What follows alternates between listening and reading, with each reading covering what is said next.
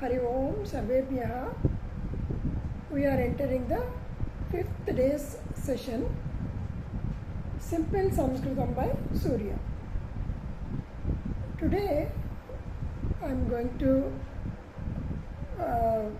teach you about Prathama Purusha. Prathama Purusha means he, she, it. We say in English, we say he, she, it. In Sanskritam we say Prathama Purusha for that. Saha, sa, tat, bhavan, bhavati. These are the Sarvarama Shabda Padani for Prathama Purusha. So in Prathama Purusha, please remember Saha, sa, tat, bhavan, bhavati. So with these pronouns, I am going to tell some sentences, small sentences. That is, Pathati, Ramaha Pathati, Saha Pathati, Saha Ramaha. Saha Ramaha means he is Rama.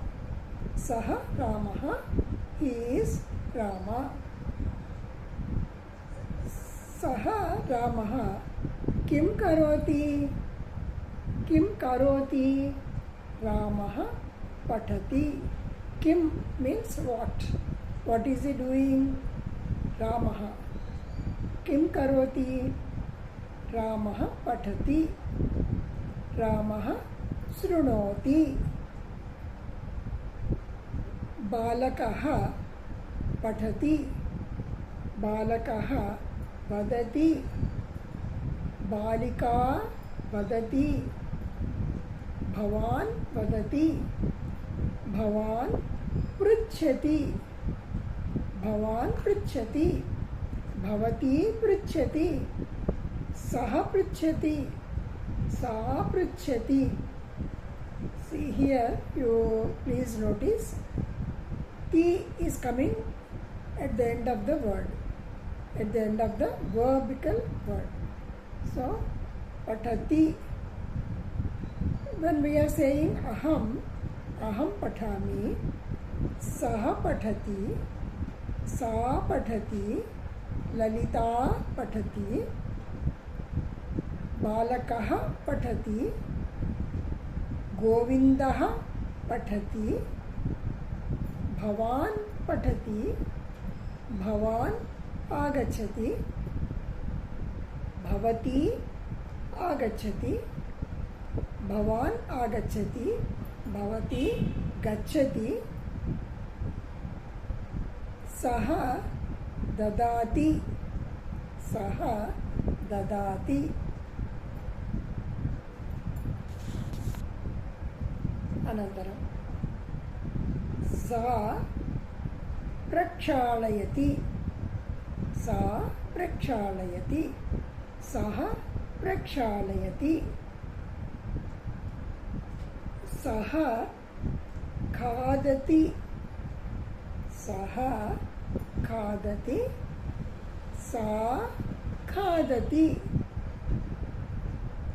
bhavan khadati, bhavati khadati. So for these verbs we are saying T at the end of the verb. So please notice it. For the same verbs where I am telling for Bahuvachanam also.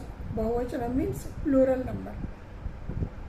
Saha pathati, te pathanti, te pathanti, te gachanti, te agachanti, te vadanti, sa pathati, taha pathanti, taha pathanti, taha vadanti, taha srunvanti. Saha, taha is feminine gender. Taha, sa, taha.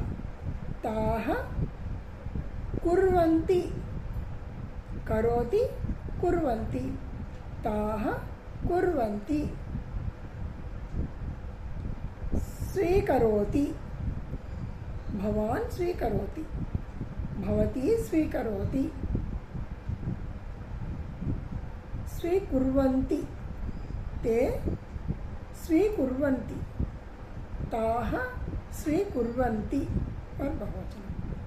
These are very easy to understand and learn, and you please remember them. And in the next class we will meet again for the other topic. Till then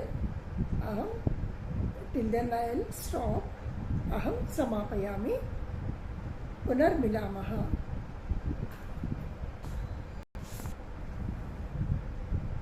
जयतु संस्कृतं, जयतु संस्कृतं, जयतु संस्कृतं.